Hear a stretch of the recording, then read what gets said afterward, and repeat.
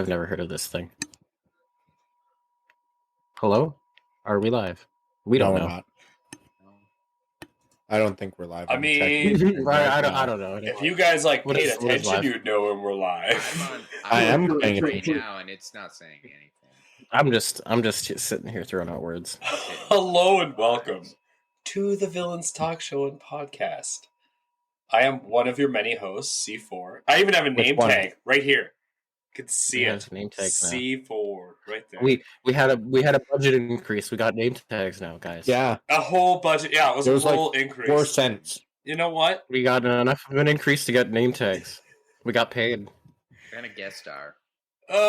Man, and a guest star. And we have a guest That never star. happens. A returning guest star. A returning guest star. From our political correctness episode of last year. Like this time last year. It's been a whole year.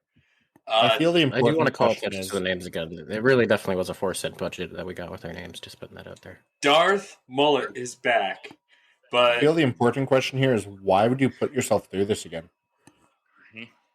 I am C4. That was the Grease Goblin. I'm here with Insanieac, Sir Jeremy, and Sara, Vike, and Darth Mullet. We had a full house tonight for the podcast and talk show. We do? After we have the elusive Tavern Tales. If you're listening on the podcast, you can catch those on YouTube. Just search up the Villains Talk Show anywhere. If you are here now is talk show night. And what are we doing with our returning guest?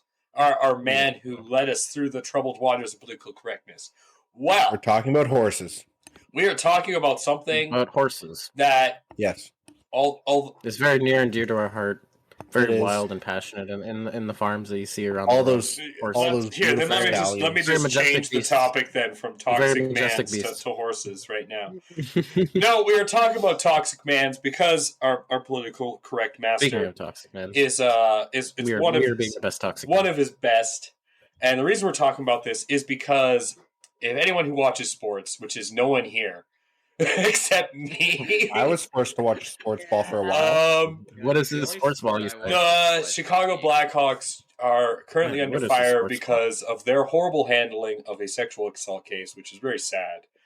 But what we're talking about is the culture. A lot has come out about the culture, about the way the mentality was, about because they wanted to win a Stanley Cup, which they ended up doing. And so we have Darth Mullet on here to talk about toxic sports culture, which is something is one of a hot button issue, but at the same time isn't because no one really talks about it. But every time it comes up, all you hear about, it's only this one place or it's only this one time, but it happens a lot. And I mean, we all grew up in high school, and we all know about different, like the stereotype of toxic sports culture. But it's one of those things everyone just kind of brushes under the rug. So that's My What is sports sports? ball team wasn't toxic. what was your We sports actually ball did team? community service and all that. My But sports ball wasn't too bad. you went to a dirty high school, and You did your too. your sports ball high school team was just bad. So they don't get a pass. Yeah, they made me captain for some reason. I mean, my sports ball wasn't too bad. I didn't go to the sports ball team of my school. I went to a local sports ball group. So To put in my school sports experiences, I was on the grade 8 volleyball team for about a month. I missed the first game, and then after that, our team was disbanded because two of the players, or one or two of the players, decided to smear poo in the opposing when they were at the other school's gymnasium. They went into the change room and they put poo on the walls and nice. disbanded our volleyball team. So that was the end of my sports. That school doesn't sports. surprise me. Well, my That's sports great. ball team, like my football team, Yes, four your sports ball team. guys got banned. Like they literally got kicked off the football team because one of the other football teams had 2 women on the team. In fact, it was Insanieac's sports ball team, and It's not my sports ball team. they would heckle them, both It the was not my girls. sports ball team. Fowler, yeah. 'Cause there's women on there? No, it wasn't my sports Yeah, ball team. so they would heckle the No. women. One was a linebacker. It I was never went to definitely the football team. foot. I know you didn't play football. Just Not that one. anyway, I did play football. Your But story is bad. there was 2 women on the Fowler team, on one of the high school teams, and 4 guys were heckling them basically as they played them, and they got kicked off. But that was a coach's decision. Like, I remember amongst the kids in the locker room, it was seen as not like a bad thing, and nothing was ever done about that. That culture was never addressed, even though it was well known by the coaches. And so, I mean, I've seen it firsthand, being part of sports ball teams my whole life. That kind of fostering nature. And then when I hear about it from professionals who are supposed to be better than this, it's really funny how I'm not surprised by it, but it's funny how many people are, which is why I mean, but I guess the question then becomes, what can you do? Like, do you start at the ground level, or is that even working? Because this was 10 years ago, and it only came out because the person who was assaulted decided to actually pursued it. But if they had never come out and said anything, this would have been swept under the rug. Nothing would have been done. Exactly. Yeah, no, I feel that.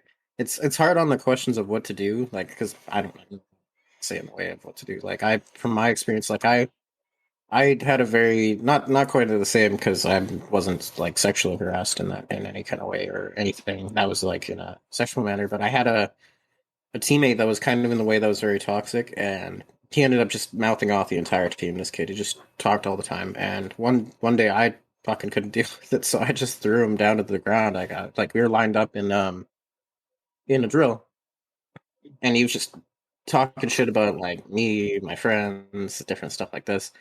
And I just got tired of it, so I grabbed him by the shoulders and threw him on the ground, and I just lied there crying. And we were grade 5, weren't really like big kids. It didn't start a fight, it wasn't a big deal. And I just kept going forward in the line of the drills. And eventually, I got to my turn to go through the drill, and then everyone realized that this kid is lying on the ground, sitting there crying, because I stood up and got tired of this kid mouthing off. And then they told me to go do a lap. They didn't check what had happened. They didn't ask me. They didn't ask him. They didn't ask afterwards what had happened. But this guy was sitting there talking shit, and I was, I'm not going to sit there for that long enough to sit here and listen to this kid mouth off to me. That like I've in that age as a kid, I knew a lot of kids that when they talk a lot, that means they can't really put up with a lot of like. But what I'm physical... talking more about is like a mob mentality. Like when you have a whole team of people, especially when you have... It's not the same, yeah. And like... Sorry, were you going to say something? No, I said it's not the same as my comparison. What was that, Darth Mullet? Here and say, because Insanieac does have quite a bit of a point there. When you consider the mob mentality starts somewhere. You weren't born with that mentality. You didn't come out your mother's womb believing that and having those ideas of that. I guess to put it out there like that, toxic masculinity. It was created through your experiences, and for a lot of these kids growing up in sports, like our culture is very sports heavy, and so for a lot of these kids, their only outlet is sports, and it's also the only way that for many they connect with people that are important to their lives, and that creates a huge power tension. That creates a lot of responsibility on the coaches to create an atmosphere, but as well as parents, and that's to go on to that piece. Like that's a the parent role in this of I guess intergenerational toxic masculinity is created by that culture, as you were saying earlier, C4. It's perpetuated. The culture is perpetuated by the continued, my son was in sports, and this is how we did it. This tough, and if you want to be good at sports, then, you need to be tough. You need to get in there. And these kids, they're not being heard, or they don't feel like they're being heard, and so they're kind of joining that mentality because they're looking to belong. I started a bunch of shit there. So you guys, I totally agree. I Yeah, hear what you're that makes saying. That's the one thing I would kind of say to that. Growing up as in the way I did, my parents at a certain point felt that I had to be active, but not in the way of just like having everyday activity. They felt I needed to be in some kind of organized sports. So it started with like soccer, and then eventually I went to football, and then we did other things. But it was that kind of mindset they had felt this need to push me into sports to be a part of that kind of like group, but that group really just wasn't the same mesh with me in a sense because I really wasn't about that same So kind what of. I'm hearing, and I'd love to hear Sarah's opinion on this, being a teacher, is it's almost like schools they foster this idea of a sports or a mob mentality in terms of like with your peers, the other kids you're with, especially when they're within the grade levels of high school or junior high, and they try to basically make you build this idea of a mob, of a group that you can trust. And then as these ideas get perpetuated, and I mean, I saw it firsthand when I was a kid, I don't know what it's like now, but this is where I want Sarah to chime in, is how actively do you go in and try to quash those bad I want to say ideas, but look those bad habits before they expand into something that bleeds into adult sports or adult groups in general, where you get groups that maybe have nothing to do with this kind of thing, and then all of a sudden it basically spirals out of control where everyone has to keep hush hush. I can name a ton of groups that have nothing to do with. I mean, Catholic Church is the first one that comes to mind, where you have a group that has nothing to do with the stuff that all of a sudden happens to them, and we can all think of off of our top of the head of the numerous horrible things that's happened in the confines of the Catholic Church. But if you think about it, it is the exact same story, and it is the exact same idea and the same idea of group culture. You have something that starts when you're young, except it's indoctrinated religion, whatever that may be, and you meet at a certain point every month with a certain group that you consider peers and you consider others of your age and older that you're supposed to look up to, and then eventually it grows on. And I sort of rambled for a bit, You tend to do that sometimes. but let's to back all that up.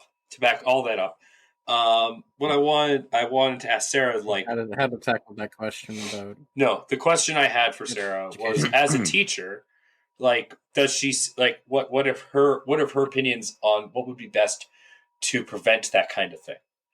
I mean, you see these kind of relationships form amongst students, and then I'm sure you've seen ideas that are not exactly the most savory of them maybe develop among student bases. And as a teacher, I'm sure that there's a lot of parents who put the onus on you. So what would you do? What would you like? I know in Um, perfect world you'd probably say that you want the parents to deal with it, but that's not reality.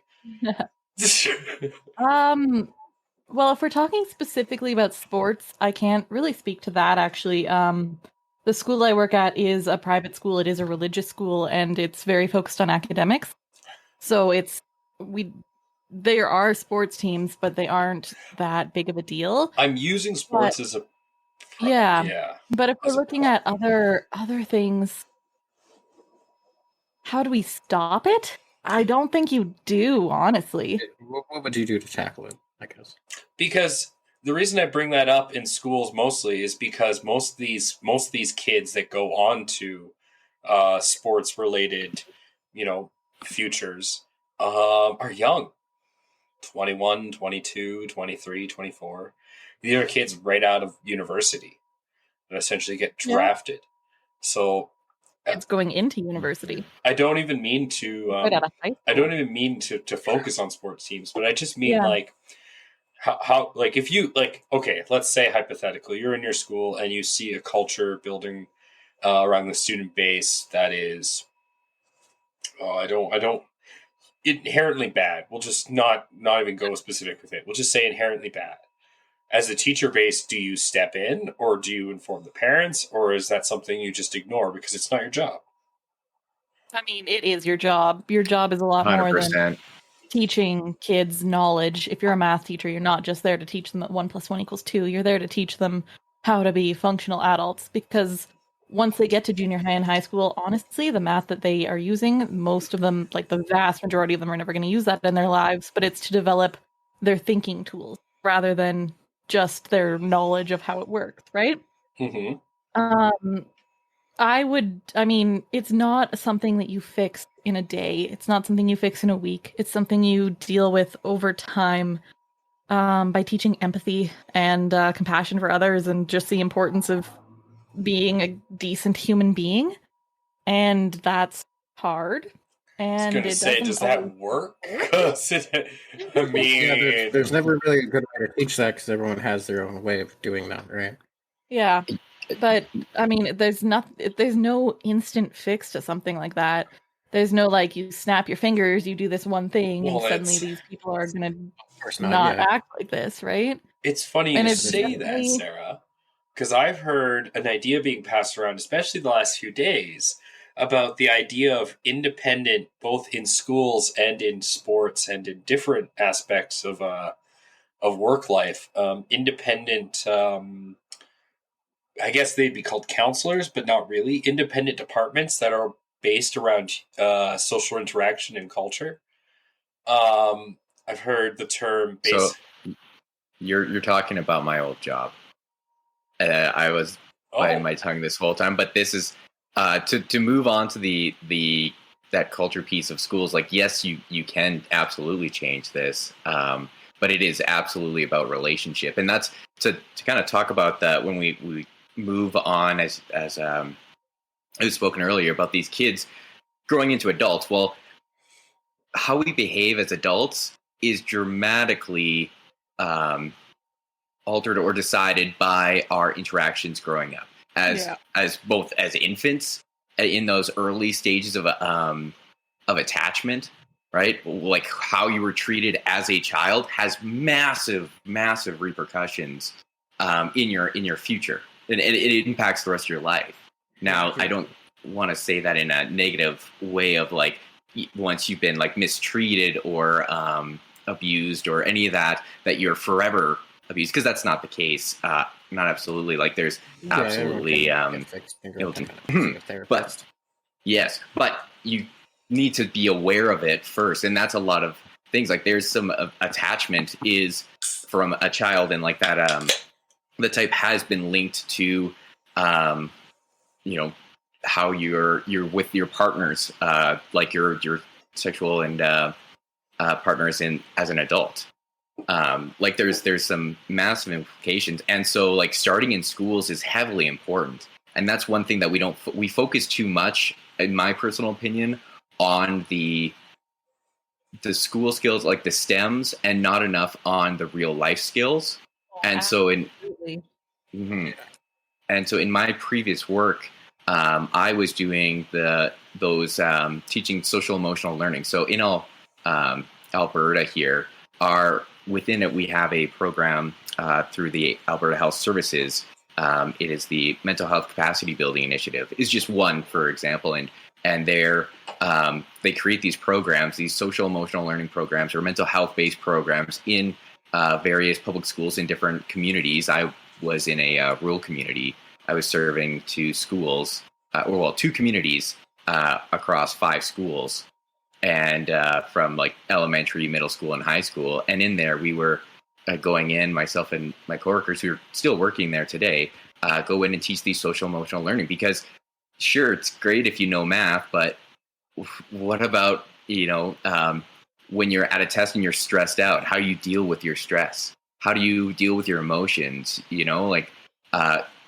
If you're really wanting to learn, the biggest challenge for some of these kids is not that they don't want to learn, but they don't know, they don't have the control to. They don't have the emotional capability. So teaching those things young, giving them those skills in school is incredibly important for their life trajectories.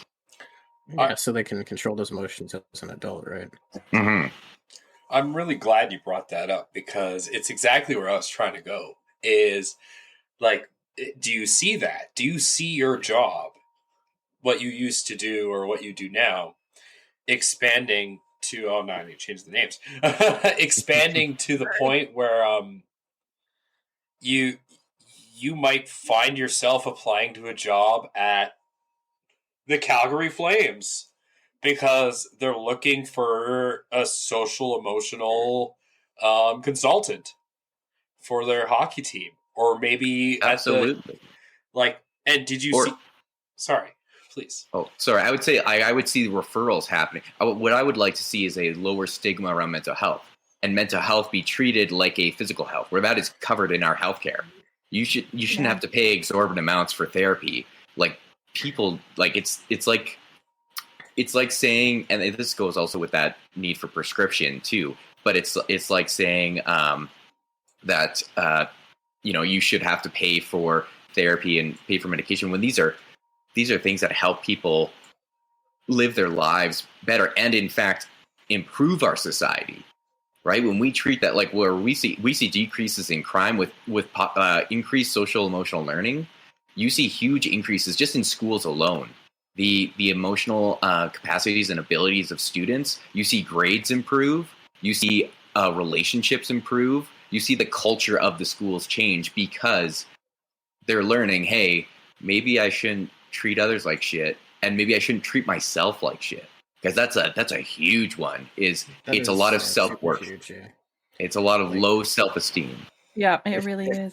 If I can call to a personal experience, when I was a kid, when I was growing up, I personally had anger issues as a kid. So I had a teacher that actually sat down with me and kind of helped expose me to a more creative side, to a more like learning, not so much like what it means to read and write and what it means to draw and the fun you can have from exposing that creative side to your brain and opening your imagination up and focusing on other things other than the angry side of what you're dealing with, and learning how to control that anger by using these outlets as ways to let your anger go. Artists, some writers, they write about stories of their pain or poems and things like that.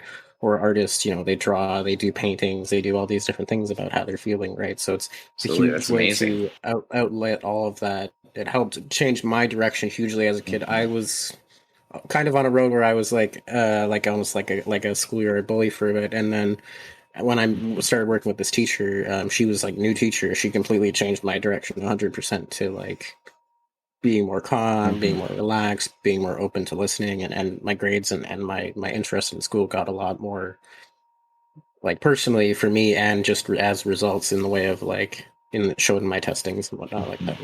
My grades got better as well. That's amazing. Thank you for sharing that. It's funny too, because the more I think about it, like me and Sir Jeremy aren't too far removed from the 90s where like Stone Cold Steve Austin was king, right? Like we were still in that. I grew up watching Stone Cold, man. Like there was still that leftover from the big buff masculine 80s all through the 90s. Macho Man, Randy Savage, Hulk Hogan. You can also add it's like because where we're from, wrestling had maybe even more impact. It's true, Bret the Hitman Hart. I mean, his brother was my substitute teacher one day. Yep, he used to sub at my school for a bit. And the graveyard beside my school actually has Owen Hart buried in it. I visited his graveyard once. I basically went to school in the 50s, so my school was just behind the times. Wait. Yeah, fair enough. You're a time traveler? Sounds all right. 100%. That's why Or you just have incredibly to quote my amazing, roommate, youthful skin. I am a time traveler. I move at the speed of regular time. Absolutely. Everyone is traveling through time. And everyone's time is different to everyone else. Or if anyone's seen Metalocalypse, when we found that plastic bags are, we use them to travel through time at the speed of a regular time.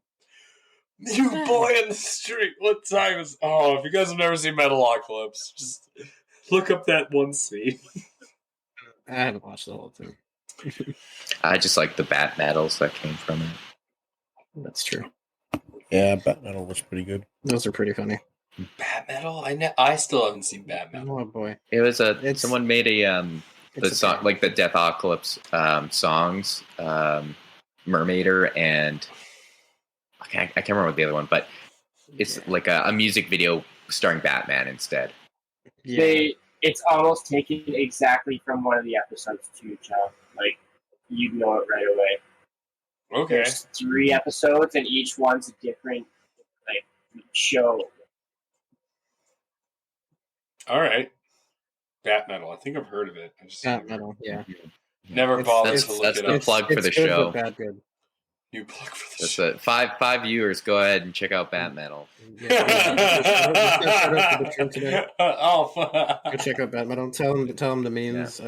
tell them the meme sent you. Yeah. Yeah. The villain sent you. The minions are gathering. So if you had power, Darth Mullet, right now to like go into let's say you were to go into the thick of it, into one of these sports clubs that are currently being racked with these horrible allegations of what would be your first step? Would you get rid of like all the play like because here's what I'm here to be more specific. So there's a lot of talk about like compliance.